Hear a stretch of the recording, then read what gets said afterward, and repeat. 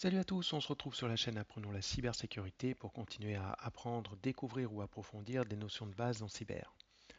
Alors aujourd'hui, je vous propose un petit récapitulatif des failles trouvées lors des vidéos précédentes, dans la série où on avait mis en jeu deux personnages. D'un côté Julien, un développeur PHP débutant, et d'un autre côté John, qui était un auditeur en cybersécurité en charge de trouver toutes les failles dans le développement opéré par Julien. Alors on avait trouvé tout un tas de choses et on va en reparler rapidement ici. D'abord, il y avait la fameuse faille IDOR qui permettait d'accéder directement à un objet simplement en modifiant la référence de l'objet. Alors nous, la référence, c'était un ID qui était passé dans l'URL et en changeant l'ID en question, on pouvait accéder au compte d'un autre utilisateur. On avait également vu la faille CSRF qui consistait à piéger une requête et à l'envoyer, une requête HTTP, et à l'envoyer à un utilisateur authentifié de façon à lui faire une opération à son insu. Le serveur, voyant l'opération arriver depuis l'utilisateur authentifié, eh bien, il avait confiance et il faisait l'opération en question. On avait également vu la faille XSS, Cross-Site Scripting. Alors, je rappelle, il y a plusieurs types de failles XSS. La nôtre, c'était une faille stockée. On injectait du code malveillant en JavaScript dans la base de données. Et du coup, ça nous permettait de voler le cookie de session d'un autre utilisateur. Alors, en l'occurrence, c'était le conseiller bancaire, dans le petit exemple qu'on a fait en vidéo. Et on arrivait du coup à accéder à des fonctionnalités normalement réservées aux conseillers bancaires. On avait également vu comment faire une attaque par brute force pour essayer de retrouver les identifiants et les mots de passe dès la page de login. Et on avait codé pour ça un petit script en Python qui utilisait des dictionnaires. On avait enfin vu tout ce qui concerne les injections SQL. Alors là, il y avait plusieurs vidéos. La première, c'était une injection SQL assez simple avec un payload très simple, simplement pour bypasser l'authentification, ce qui nous avait permis de nous connecter sans connaître de login ni de password. Voilà. Par contre, on n'avait pas choisi avec quel utilisateur on se connectait, et puis à part se connecter, on n'avait pas pu faire grand-chose d'autre. C'est là qu'on a creusé un petit peu les injections SQL avec toute la partie timing attack. Donc c'était une vidéo assez longue en deux parties, donc euh, la partie 1 et la partie 2, dans lesquelles on avait développé un programme en Python un petit peu complexe, c'est vrai, mais qui permettait d'obtenir des résultats très intéressants, puisqu'au final, on avait réussi à descendre toute la base de données, y compris toutes les données utilisateurs avec les logins et les passwords. Et enfin, on avait parlé justement du stockage des mots de passe dans la base de données avec une très mauvaise pratique qui est de stocker les mots de passe en clair. On avait évoqué les différentes solutions pour essayer de pallier à ce problème, comme par exemple l'utilisation de fonctions de hachage, avec un petit bémol qui était que certaines fonctions de hachage, dont par exemple MD5, étaient aujourd'hui complètement dépassées au niveau de la sécurité et qu'il ne fallait surtout pas utiliser ça, mais des fonctions de hachage beaucoup plus avancées avec une gestion intégrée du sel. Alors, il y a d'autres façons d'attaquer un site web dont on n'a pas encore parlé et qu'on reverra plus tard quand on fera des CTF un peu plus avancés et qu'on aura installé Kali et certains outils comme Nikto, Deerbuster, tout ça. Mais quand même, je vais vous introduire le concept. Donc, quand on est ici sur le site de la banque, on navigue au travers des liens qui nous sont proposés, mais en fait, il se pourrait très bien qu'il y ait des ressources, donc des pages, des documents, des répertoires, qui existent sur le serveur web et qui ne soient pas disponibles via un lien. Par exemple, si je vous remonte l'arborescence du répertoire ici, j'ai rajouté des répertoires, donc un répertoire backup, un répertoire secret, et nulle part sur le site, même une fois connecté, il y a de liens qui pointent vers ces répertoires. Pourtant, ces répertoires existent. Et s'ils ne sont pas protégés, il suffit, par exemple ici en tapant secret, je peux accéder directement au répertoire. Et en particulier, je peux aller lire un document super secret que jamais personne n'aurait dû lire.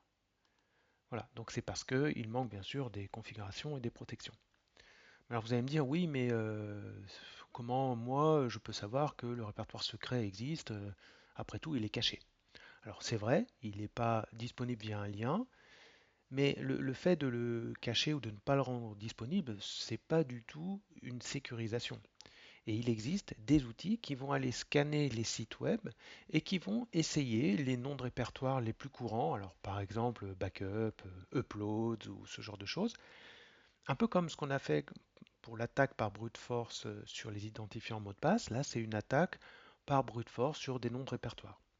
Et ça va nous permettre de découvrir tout un tas de répertoires ou de ressources, hein, ça peut être des fichiers aussi, qui sont finalement disponibles en libre accès. Simplement, il n'y a pas de joli lien dans l'interface, mais quand même, en y accédant directement, on peut les retrouver. Donc ça, c'est une faille de sécurité qu'on exploitera quand on fera des CTF un petit peu plus avancés. Et encore une fois, il y a des outils qui font tout ça. Alors, je vous ai mis quelques noms d'outils, par exemple Nikto, Deerbuster, GoBuster, mais on en reparlera un peu plus tard. La deuxième façon d'attaquer, et ça aussi on en reparlera quand on aura installé notre Kali, c'est que parfois on peut se connecter directement au serveur qui va héberger le site web, mais aussi éventuellement d'autres services, et en particulier le service de base de données. Et on va pouvoir tenter d'aller faire une connexion directe au serveur de base de données sur la machine distante. Alors pour ça, il faut simplement avoir un client SQL. Alors je vais vous montrer comment on peut faire. Donc là, moi, je suis dans mon répertoire de mon client SQL et je peux aller me connecter. Donc je vais lui dire MySQL, ça c'est le nom du client SQL. Je vais lui dire va te connecter sur le host.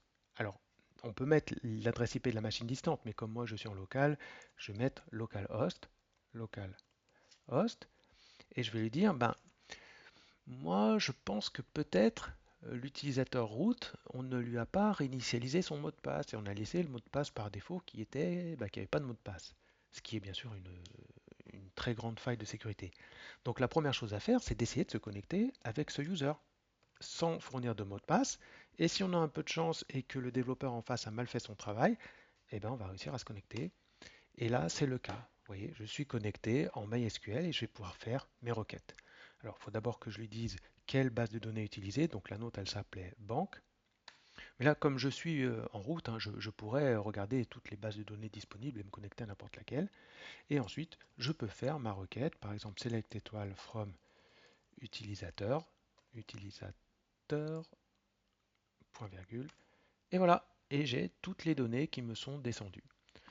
Tout ça simplement parce que eh bien, la personne qui a installé la base de données a juste oublié de changer le mot de passe par défaut de route. Donc ça, c'est catastrophique, évidemment, vous vous en doutez bien, comme faille de sécurité. Voilà, alors pour finir, je voulais vous toucher deux mots de l'OWASP. L'OWASP, alors qu'est-ce que c'est que l'OWASP? L'OWASP, ça veut dire Open Worldwide Application Security Project. Avant, c'était Open Web Application Security Project, mais maintenant ils sont un petit peu plus larges. Donc, c'est une organisation à but non lucratif qui est dédiée à l'amélioration de la sécurité des applications. Alors, qu'est-ce qu'ils vont faire? Ils vont faire de la sensibilisation, ils vont fournir un certain nombre de ressources gratuites. D'ailleurs, ils ont un outil qui s'appelle OWASP Zap et qui permet d'aller scanner des vulnérabilités de sites web qu'on pourra peut-être utiliser dans des prochaines vidéos. Mais surtout, ils sont très connus pour leur top 10 des principales catégories de, de failles de sécurité. Donc, je vous invite à aller sur leur site oas.org, le top 10. Alors, c'est un top 10 qui met à jour, il me semble, tous les 4 ans, et le dernier date de 2025. Alors, c'est très instructif, hein, on a les différentes catégories de failles de sécurité avec à chaque fois un descriptif un peu plus précis. Bon, malheureusement, c'est en anglais, donc ça, on n'y peut rien. Mais si vous avez envie de creuser un petit peu la théorie, je vous invite à aller lire cette documentation. On y apprend plein de choses et c'est vraiment les bases des failles de sécurité à connaître. Voilà pour la conclusion de notre série de vidéos sur le projet banque. Alors, si vous souhaitez manipuler un peu, j'ai mis tout le code source à dispo sur le GitHub de la chaîne et le lien se trouve dans la description de la chaîne. Bon, je vous invite à installer le lab sur votre environnement et à bidouiller un peu de votre côté. À mon avis, ça reste la meilleure façon pour apprendre, hein. Il faut mettre les mains dans le cambouis. Voilà. Donc, dans les prochaines vidéos, on va continuer de faire quelques CTF. On va aussi commencer à s'intéresser à un outil très utile qui s'appelle Burp Suite. Et ensuite, on fera un petit peu de stéganographie. Parce que maintenant qu'on sait coder en Python, eh ben, on va s'amuser à aller chercher des données cachées au fin fond des images. Et vous verrez, c'est assez intéressant. Mais tout ça, c'est pour les prochaines vidéos. Voilà, donc si vous souhaitez continuer à me suivre, n'oubliez pas de vous abonner, hein, ça me fera plaisir. De mon côté, je vous prépare la suite du programme et en attendant, portez-vous bien et vive la cyber.